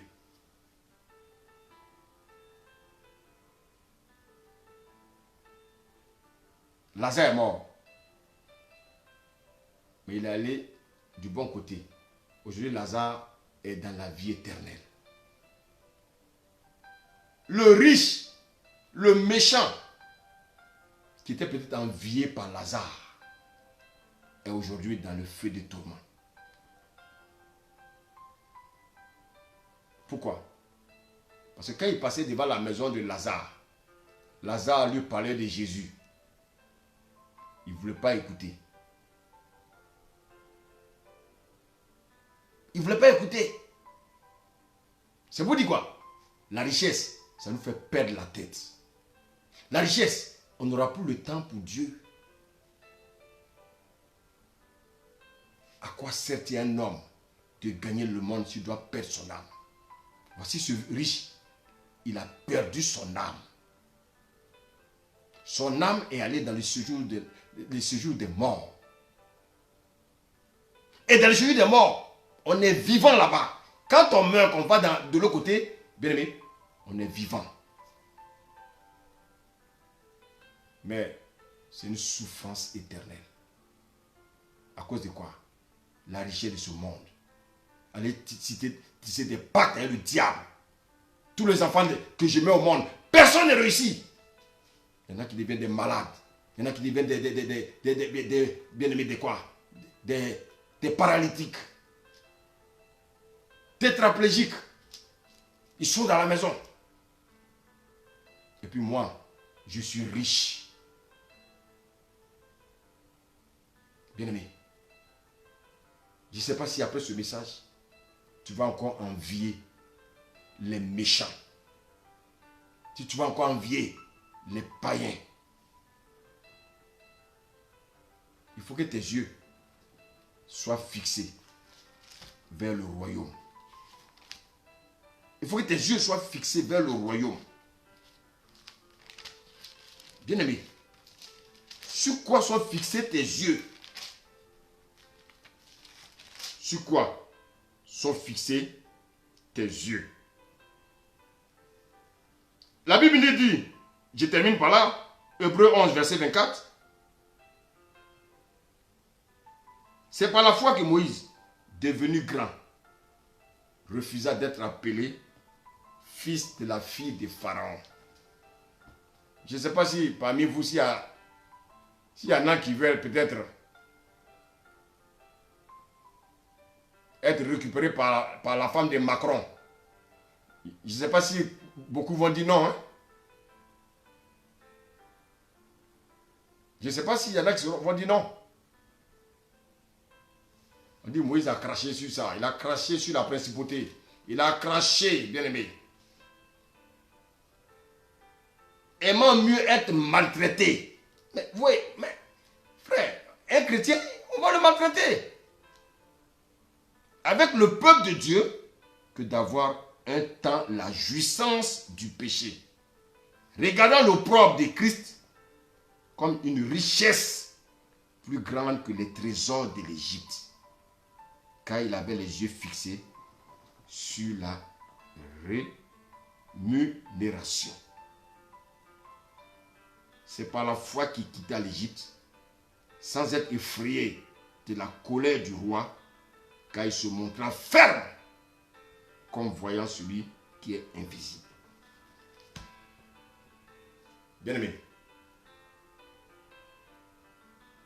je vais simplement te dire une chose. Si Dieu veut te rendre riche, il le fera. Et pas pour que tu te promènes pour dire que tu es riche. Mais c'est pour faire quelque chose de précis. Mais sache une chose, c'est que tu es plus riche que les païens. Ta richesse, c'est la vie éternelle. Préserve cette vie éternelle jusqu'à ce que tu rentres dans le royaume. Les païens, les méchants qui prospèrent aujourd'hui, Dieu leur donne le temps de se repentir. S'ils ne se repentent pas, comme on l'a vu tout à l'heure, les riches, ils vont souffrir dans le feu éternel. Seigneur, je te dis merci ce soir. Merci parce que Père, tu nous as éclairés. Aujourd'hui, Seigneur, nous n'allons plus envier les païens. Nous sommes heureux pour ce que tu nous donnes. Nous voulons te dire merci. Je voulais prier, Seigneur, pour tous les chrétiens qui étaient envieux. Seigneur, je te prie de te révéler à eux, afin que, Père, que leur cœur qui était allé dans le monde, leur cœur qui était allé pour les choses périssables, revienne à toi. Comme tu l'as dit, à quoi sert-il un homme de gagner le monde s'il doit perdre son âme? Seigneur, donne-nous de prospérer à tous égards. Donne-nous surtout d'être en bonne santé. Et Seigneur, et fais prospérer l'état de notre âme. Que ton règne vienne dans nos vies et que ta volonté soit faite. Au nom de Jésus. Amen.